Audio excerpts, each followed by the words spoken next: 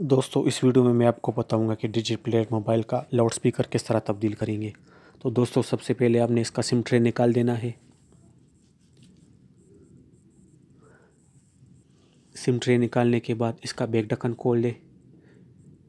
इसके बैक ढक्कन अगर आप इसको पहली दफ़ा खोल रहे हो तो ये थोड़ा सा सख्त होगा, तो इसलिए आपने इसके साथ एहतियात करना है। इसको ज़्यादा ज़ोर नहीं देना है क्योंकि ऐसा आपका ब्रेक ढक्कन भी टूट सकता है और आपका स्क्रीन भी टूट सकता है।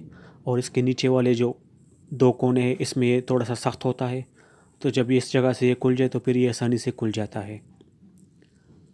तो इस जगह पर एहतियात करें। जिस तरह आपको उस वीडियो में तरीका बताया गया है बिल्कुल इसी तरह आपने इसका बैक ढक्कन खोलना है और इसमें फिंगरप्रिंट सेंसर जो होता है उसको दरमियान से जोड़ दे तो ये इससे अलहदा हो जाएगा। अब इसके नीचे हिस्से के जितने भी पेच है सारे पेच खोल ले। पेच खोलने के बाद इसका एक बैक ढक्कन हटा दे।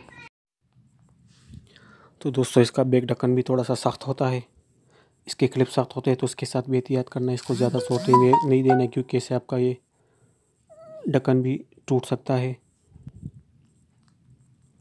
तो अभी इसके चार्जिंग जो फ्लेक्स है ये खोल ले। इसका जैक निकाल ले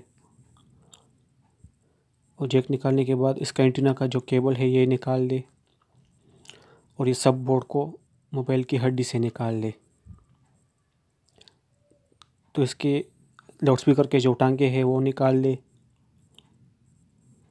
अब इसका लाउडस्पीकर निकाल ले। अगर ये ख़राब हो तो आप ज़ोर से भी निकाल सकते हो, अगर ठीक हो तो इसको एहतियात से निकाले। अभी आपने दूसरा नया लाउडस्पीकर लेना है और इसको मोबाइल का जो सब बोर्ड है उसके साथ लगा ले। तो इसका जो प्लस है वो प्लस के साथ लगाए और माइनस माइनस के साथ। इसका जो सुर्ख कलर है ये प्लस है और ये काला जो है ये माइनस है। तो आपको बोर्ड में भी दो निशान दिखाई देंगे, एक प्लस वाला एक माइनस वाला। तो सुर्ख को प्लस वाले के साथ लगा ले और काले को माइनस के साथ लगा ले। जब आप इसके टांग के लगा ले तो इसका ये तार जो है थोड़ा सा बड़ा है, तो उसको घुमा के 2-3 दफ़ा घुमा ले तो उसका ये तार थोड़ा हो जाएगा और इसको मोबाइल की हड्डी में फिट कर दे।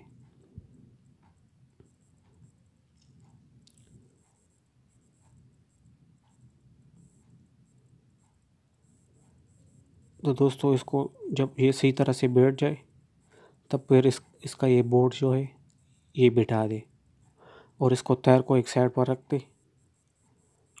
इसके ऊपर नहीं आना चाहिए लाउडस्पीकर के ऊपर, क्योंकि ये फिर बड़ा हो जाएगा और इसमें फिर ये ढक्कन नहीं फिट होगा। तो दोस्तों अब इसका वाइब्रेटर भी सही तरह से बिठा दे और एंटीना का जो केबल है इसका जैक भी लगा ले। दोस्तों इसके जैक के साथ एहतियात करना है क्योंकि ये बहुत नाजुक होता है, बहुत जल्दी टूट जाता है। सबसे आखिर में आपने चार्जिंग स्ट्रिप वाला जो जैक है ये लगाना है। इसके बाद आपने ये ढक्कन फिट कर देना है। जब ये सही तरह से बैठ जाए फिर इस पर पेच लगा ले।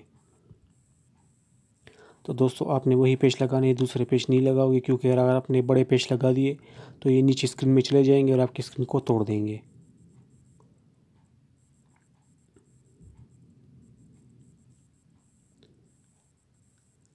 तो दोस्तों पेच लगाने के बाद मोबाइल को बैक ढक्कन में फिट करना है, लेकिन उससे पहले आपने इसका फिंगरप्रिंट जो है ये फिट कर दे।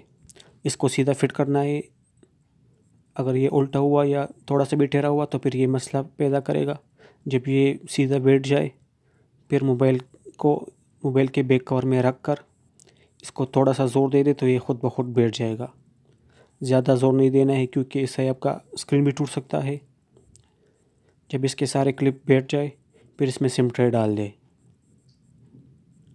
तो दोस्तों वीडियो देखने का बहुत बहुत शुक्रिया।